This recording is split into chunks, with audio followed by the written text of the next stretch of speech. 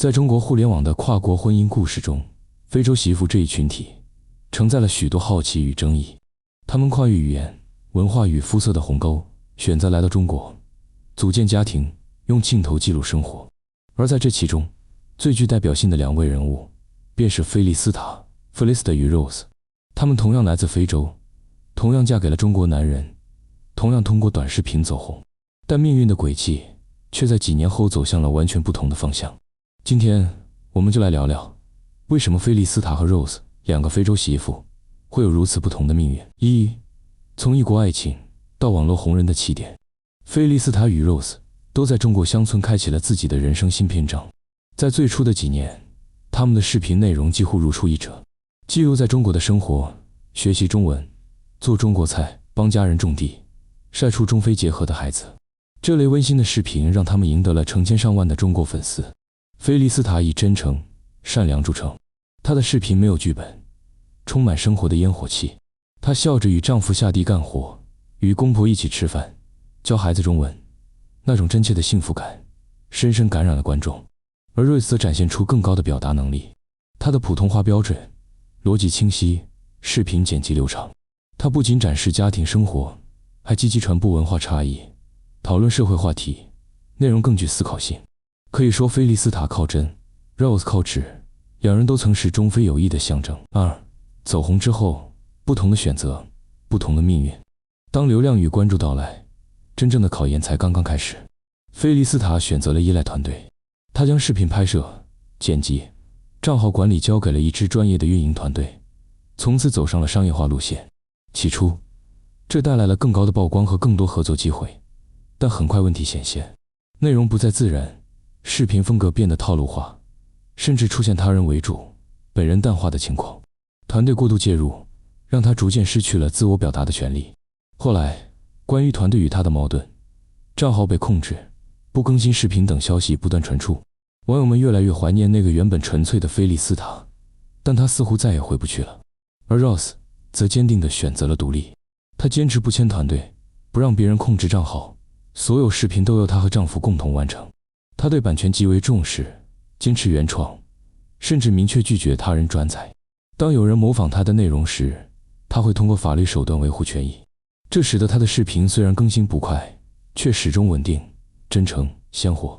她不是团队的产品，而是一个创作者。三，团队的枷锁 vs 自由的代价。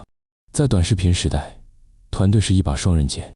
对菲利斯塔来说，团队让她从一个普通外国媳妇变成了拥有100万粉丝的网络红人，但同时也让她陷入流量、合同、版权的漩涡。团队可以提供专业运营，但也能剥夺创作者的控制权。一旦出现利益分歧，创作者就可能被边缘化。视频可以继续更新，但主角可以被替代。如今，许多网友发现，邻居、小刘的妈妈，甚至杜宾本人都频繁出现在视频中，而唯独缺少了菲利斯塔的身影。有人怀疑，团队是在逐步抹除他的存在，培养新的主角。